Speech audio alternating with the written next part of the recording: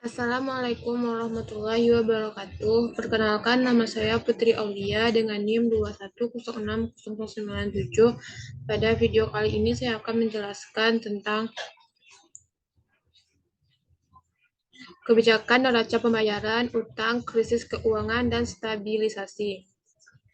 13.1 Keuangan dan investasi internasional, isu-isu utama. Dalam bab ini, setelah meninjau berbagai transaksi neraca pembayaran suatu negara dan tren terkini dalam neraca perdagangan negara-negara berkembang, kita akan mengamati dimensi dan dampak dari krisis utang di negara-negara berkembang. Fokus di awal kita adalah melihat bagaimana krisis utang yang besar muncul selama tahun 1980-an dan mengapa utang masih menjadi penghambat pertumbuhan yang serius di Afrika bertahun-tahun setelah krisis menerpa. Bagaimana krisis ditangani pertama kali di Amerika Latin dan kemudian India dan Afrika. Dan siapa yang memikul beban program stabilisasi dan penyesuaian yang dituntut oleh International Monetary Fund atau IMF. Krisis 1980-an dianggap penting karena cakupannya dan dampaknya pada perlambatan kemajuan pembangunan di puluhan negara berkembang, dan penelitian mendalam selama bertahun-tahun mengenai pengalaman tersebut. Kita kemudian akan mengamati beberapa krisis internasional yang muncul di negara-negara berkembang selama dua dasawarsa berikutnya, terutama krisis Asia Timur pada akhir dasawarsa 1990-an, dan mempertimbangkan bagaimana dampak merugikan dari krisis utang internasional pada warga negara berkembang dapat diminimalkan atau dicegah. Kita menutup bab ini dengan tinjauan mengenai krisis keuangan internasional 2008 yang dimulai di Asia di Amerika Serikat, tetapi berdampak sebesar terhadap seluruh wilayah negara berkembang. 13.2 Pos-pos neraca pembayaran. Neraca pembayaran adalah ringkasan pernyataan transaksi keuangan suatu negara dengan dunia. Gambaran umumnya, perluasan analisis kita di luar perdagangan barang sederhana menuju bidang yang terkait dengan aliran sumber daya keuangan internasional, memungkinkan kita untuk mengkaji neraca pembayaran atau balance of payment. Negara-negara berkembang, tabel neraca pembayaran dirancang untuk merangkum transaksi keuangan suatu negara dengan dunia.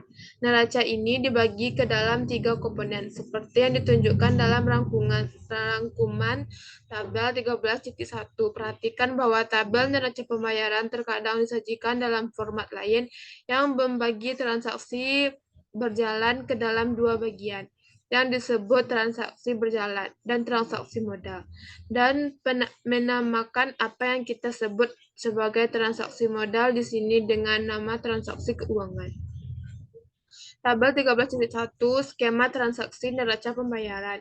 Ekspor barang dan jasa, impor barang dan jasa, pendapatan investasi, pembayaran angsuran utang, pengiriman, dan transfer uang neto. Investasi swasta langsung, pinjaman luar negeri, perubahan dalam aset pihak asing pada sistem perbankan domestik, aliran modal keluar dari warga negara, peningkatan dalam transaksi cadangan moneter.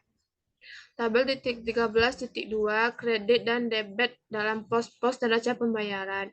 Dampak positifnya, yang pertama, setiap penjualan barang atau jasa ke luar negeri disebut dengan ekspor. Yang kedua, setiap pendapatan investasi dari luar negeri. Yang ketiga, setiap penerimaan uang dari luar negeri. Yang keempat, setiap hibah atau bantuan yang didapatkan dari negara asing. Yang kelima, setiap penjualan saham atau obligasi negara asing.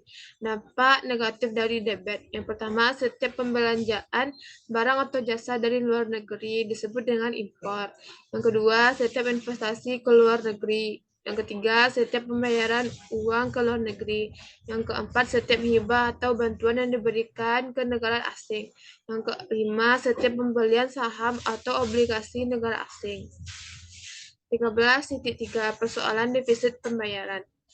Beberapa isu kebijakan awal. Untuk membiayai saldo negatif 25 juta dolar pada gabungan transaksi berjalan dan transaksi modal, negara Contoh, kita harus menarik dana sebesar 25 juta dolar dari cadangan moneter resmi yang dimiliki oleh bank sentralnya. Cadangan tersebut terdiri dari emas, beberapa uang mata asing, dan spesial drawing right di IMF yang akan dijelaskan setelah ini. Cadangan internasional memiliki tujuan yang sama bagi negara-negara seperti halnya rekening bank bagi setiap individu. Cadangan ini dapat ditarik untuk membayar tagihan dan utang dan bertambah dengan adanya simpanan yang berasal dari penjualan ekspor neto dan aliran masuk modal, dan dapat digunakan sebagai jaminan untuk meminjam cadangan tambahan. Dengan demikian, kita melihat bahwa saldo pada transaksi berjalan ditambah saldo transaksi modal harus di-offset oleh saldo dari transaksi cadangan moneter. Hal ini ditunjukkan dengan penurunan neto sebesar 25 juta dolar dalam cadangan moneter resmi. Apabila negara tersebut sangat miskin, mungkin cadangan moneternya sangat terbatas. Defisit neraca pembayaran sebesar 25 juta dolar mungkin akan sangat membebani perekonomian dan menghambat kemampuan negara tersebut untuk melanjutkan impor barang modal dan barang konsumen yang dibutuhkan. Di negara-negara termiskin yang bahkan harus mengimpor pangan untuk memenuhi kebutuhan gizi penduduknya dan yang kelaparan dan memiliki cadangan moneter yang minim, pembayaran defisit ini bisa menjadi malapetaka bagi jutaan orang. 13.4 Akumulasi utang dan kemunculan krisis utang. Latar belakang analisis. Akumulasi utang eksternal atau external debt merupakan fenomena biasa di negara berkembang pada tahap pembangunan ekonomi di mana pasokan tabungan domestik rendah, defisit pembayaran transaksi berjalan tinggi, dan impor barang modal diperlukan untuk memperbanyak sumber daya domestik. Sebelum awal 1970-an, utang eksternal negara-negara berkembang relatif kecil dan biasanya menjadi fenomena umum. Mayoritas kreditor adalah pemerintah asing dan lembaga keuangan internasional seperti IMF, Bank Dunia, dan Bank Pembangunan Regional. Sebagian besar pinjaman bersifat lunak, berbunga rendah, dan diperpanjang untuk tujuan penerapan proyek pembangunan dan memperbesar impor barang modal. Akan tetapi, selama akhir 1970-an dan awal 1980-an, Bank Umum memainkan peranan besar dalam pinjaman internasional dengan mendaur ulang surplus yang berasal dari peredaran OPEC dan mengeluarkan pinjaman umum bagi negara-negara berkembang untuk mendukung neraca pembayaran dan mengembangkan sektor ekspor. Meskipun pinjaman luar negeri dapat sangat bermanfaat, menyediakan sumber daya yang diperlukan untuk mendorong pertumbuhan ekonomi dan pembangunan, jika dikelola dengan buruk akan memakan banyak biaya. Belakangan ini, biaya-biaya tersebut melebihi manfaat yang akan didapatkan bagi banyak negara berkembang. Awal mula krisis utang tahun 1980-an. Benih krisis utang 1980-an saat periode 1974 sampai 1979 ketika terjadi lonjakan dalam pinjaman internasional, ditambah dengan adanya peningkatan besar harga minyak OPEC. Pada tahun 1974, negara-negara berkembang mulai memainkan peranan yang lebih besar dalam perekonomian dunia, dengan tingkat pertumbuhan rata-rata 6,6% selama 1967 sampai 1973 di Meksiko, Brazil, Venezuela, dan Argentina di Amerika Latin. Di antara berbagai negara berkembang lain mulai banyak mengimpor terutama barang modal, minyak, dan pangan. Mengikuti penerapan strategi pembangunan berorientasi keluar, mereka mulai mengembangkan ekspor secara agresif. Dalam menghadapi tingginya harga minyak dan resesi dunia ketika itu, tingkat pertumbuhan ekonomi negara industri jatuh dari rata-rata 5,2% pada periode 1967 sampai 1974 menjadi rata-rata 2,7%. Setelah 1974 hingga akhir 1970-an, banyak negara berkembang berupaya mempertahankan tingkat pertumbuhan tinggi mereka melalui tambahan pinjaman. Meskipun pinjaman dari sumber resmi terutama pinjaman yang tidak lunak, bertambah secara signifikan. Jumlahnya belum cukup untuk memenuhi kebutuhan pertumbuhan ekonomi. Terlebih lagi, negara dengan impor yang melebihi ekspornya ragu-ragu untuk mendekati sumber keuangan resmi, seperti IMF yang mungkin akan mengenakan kebijakan penyesuaian kurang menguntungkan. Oleh karena itu, negara-negara yang baru terindustrialisasi dan berpendapat kepada bank umum dan memberi pinjaman swasta lain, yang mulai mengeluarkan pinjaman umum untuk menopang neraca pembayaran. 13.5 Upaya penanggulangan instabilitas makroekonomi, kebijakan stabilitas IMF klasik, serta kritik terhadap kebijakan tersebut. Program stabilisasi IMF. Salah satu tindakan penanggulangan tetapi seringkali ragu untuk dilakukan oleh negara-negara yang sedang menghadapi instabilitas makroekonomi atau macroeconomic stability, inflasi tinggi serta defisit anggaran pemerintah dan pembayaran luar negeri yang parah. Bersama dengan meningkatnya kewajiban utang luar negeri adalah dengan menegosiasikan kembali utang dengan bank swasta internasional. Gagasan dasarnya adalah untuk memperpanjang periode pelunasan utang pokok dan bunga atau untuk memperoleh tambahan pembiayaan dengan ketentuan yang lebih ringan. Tetapi biasanya negara-negara peminjam ini harus berhadapan dengan LAF. Sebelum Konsorium Bank Internasional menyetujui pembiayaan ulang atau penenggahan skema utang lama dengan menggantungkan diri pada IMF untuk mengenakan kebijakan stabilisasi yang sangat ketat. Proses yang disebut dengan ketentuan sebelum menyetujui pemberian dana pinjaman melebihi kuota legal IMF mereka. Bank-bank swasta ini menafsirkan keberhasilan negosiasi dengan IMF sebagai indikasi bahwa negara peminjam melakukan upaya serius untuk mengurangi defisit pembayaran, mendapatkan valuta asing yang dibutuhkan untuk melunasi pinjaman sebelumnya. Terdapat 4 komponen dasar dari program stabilisasi IMF. Yang pertama, penghapusan atau liberalisasi atas kerdili pihak pemerintah terhadap pertukaran valuta asing dan impor. Yang kedua, devaluasi nilai tukar resmi mata uang domestik. Yang ketiga, pemberlakuan program-program domestik ketat yang terdiri dari pengendalian kredit, pengendalian defisit, dan pengendalian peningkatan upah. Pencabutan beragam bentuk pengendalian harga dan mendorong pasar yang melebihi batas.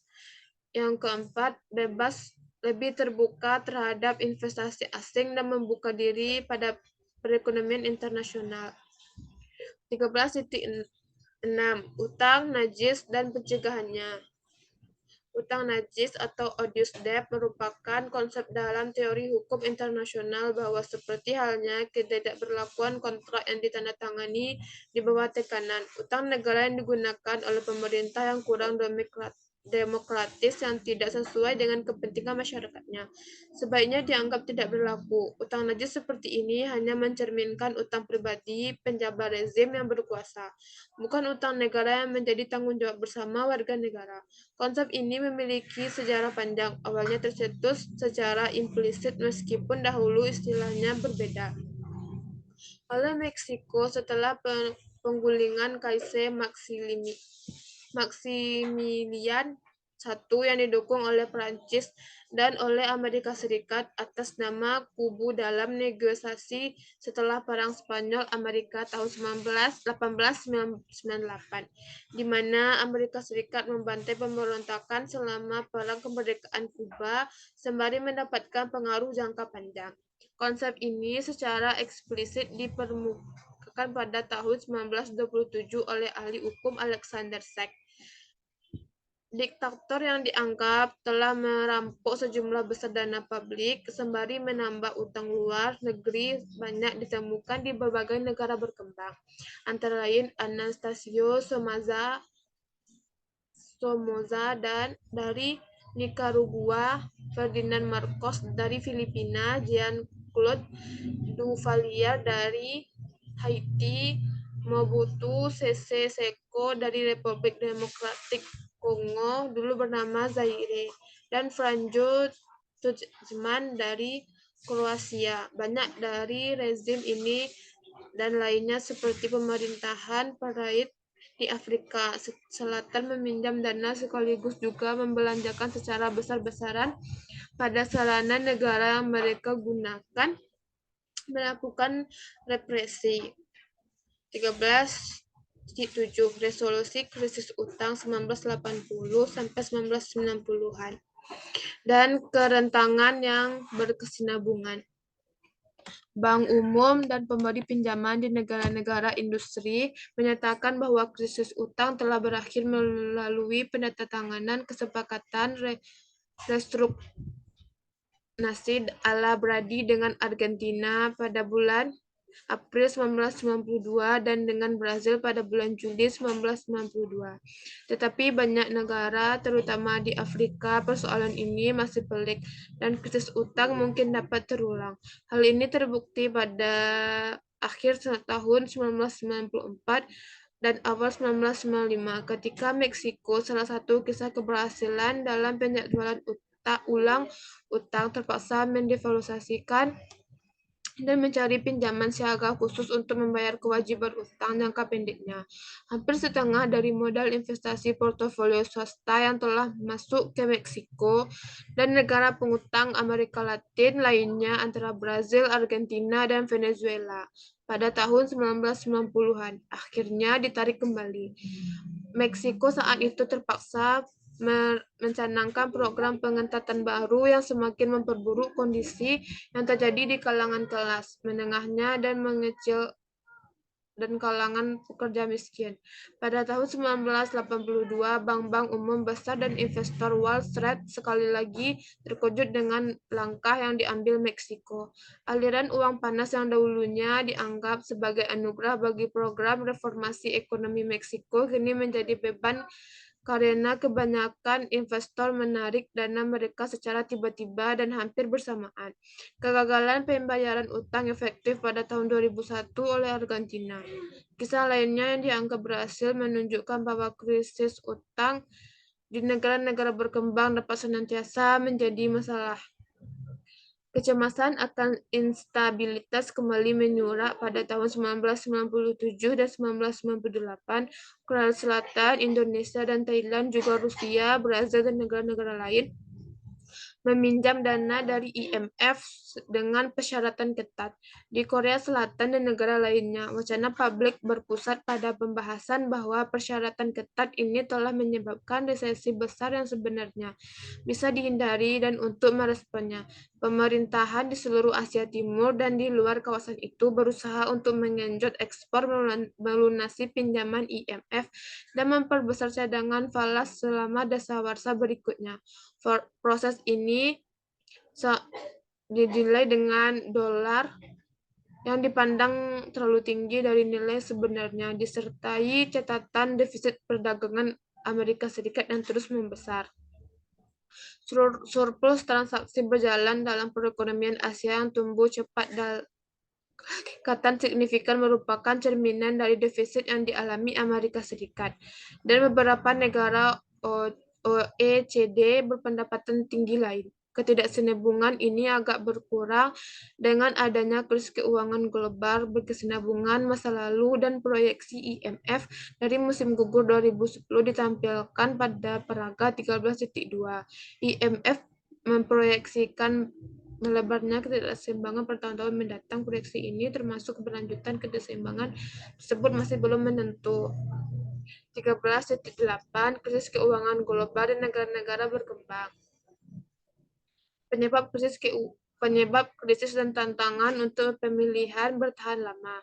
Para ekonom belum sepenuhnya sepakat mengenai akar penyebab dari krisis ini yang mengatakan bahwa krisis ini sebenarnya tidak perlu terjadi apabila beberapa hal yang salah tidak terjadi secara serempak. Di Amerika Serikat, salah satu faktor yang ditarangi adalah regulasi keuangan yang terlalu cepat dan meluas, dan kurang cermat dalam perencanaan dan implementasinya. Deregulasi dilakukan dalam pembentukan pencabutan aturan yang memisahkan perbankan umum, komersial, dan perbankan investasi tanpa adanya kerangka regulasi yang layak untuk menggantikannya.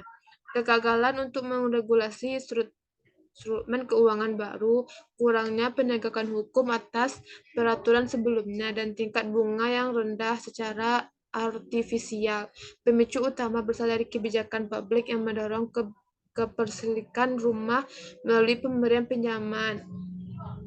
Negara-negara maju lainnya, termasuk beberapa negara di Eropa, memiliki persoalan stabilitas keuangan yang serupa yang terpapar oleh krisis ini. Akibatnya adalah rapuhnya sistem keuangan dengan leverage tinggi. Persyaratan Basel III yang dicanangkan bulan September 2010 bersama dengan RUU Amerika Serikat yang diloloskan pada Mei 2010 dan peraturan serupa di negara lain dipandang sebagai langkah yang tepat tetapi mungkin belum cukup untuk mencegah krisis baru yang diakibatkan oleh kondisi tertentu. Dampak ekonomi negara berkembang. Kita sekarang akan meninjau 10 dampak yang terjadi di sekarang dan mungkin di masa mendatang. Yang pertama, pertumbuhan ekonomi pada tahun 2007 dan paruh pertama 2008. Negara-negara berkembang tidak begitu terkena dampak krisis dibandingkan negara-negara maju. Tetapi pada paruh kedua tahun 2008 dampaknya cukup parah di sebagian besar negara berkembang, yang berlanjut hingga tahun 2009. Seperti yang dikemukakan dalam World Development Report 2009, negara-negara berkembang lebih bertahan terhadap krisis keuangan global dibandingkan negara-negara maju karena sistem keuangan mereka tidak terkait erat dengan sistem perbankan Amerika Serikat dan Eropa yang terkena imbas paling besar pada bulan Oktober 2010. IMF memproyeksi bahwa output dari negara-negara yang berkembang akan tumbuh pada tingkat 7,1 dan 4,6% masing-masing untuk tahun 2010 dan tahun 2011.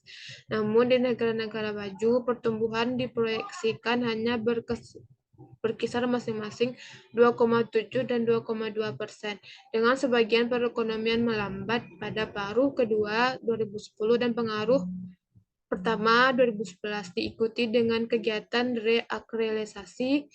Risiko terhadap perkiraan pertumbuhan umumnya kurang menggembirakan. IMF dan Bank Dunia menekankan akan adanya kerentanan dan ketidakpastian. Yang kedua, ekspor impor turun drastis pada awalnya. Yang ketiga, aliran masuk investasi asing pertumbuhan ekspor mungkin akan menurun selama beberapa tahun. Yang keempat, pasar saham negara berkembang awalnya pelarian modal ke tempat yang lebih aman menyebabkan volatilitas pasar saham negara berkembang meningkat tajam, tetapi harga pada akhirnya kembali naik dan pasar pun menjadi lebih dalam di beberapa perekonomian berkembang yang tumbuh pesat, terutama China dan India. Yang kelima, bantuan telah menurun tajam selama 2 dasawarsa ini. Yang keenam, distribusi pengaruh di antara negara-negara berkembang selalu terdapat pembagian di antara negara-negara berkembang. Selama Perang Dingin, negara-negara diminta untuk berpihak kepada kutub tertentu, baik itu memihak Amerika Serikat beserta negara-negara NATO lain, atau memihak Uni Soviet atau China ini. Berimbas ke gerakan non-blok yang juga meliputi negara-negara yang dengan keberpihakan yang jelas. Benar bahwa dari 1950-an hingga 1970-an terdapat jurang ekonomi yang lebar antara Amerika Latin yang berpendapatan menengah dan Asia yang berpendapatan rendah. Tetapi ketimpangan ekonomi di antara negara-negara berkembang tidak dibahas. Sebagian besar negara tumbuh pada tingkat yang lambat.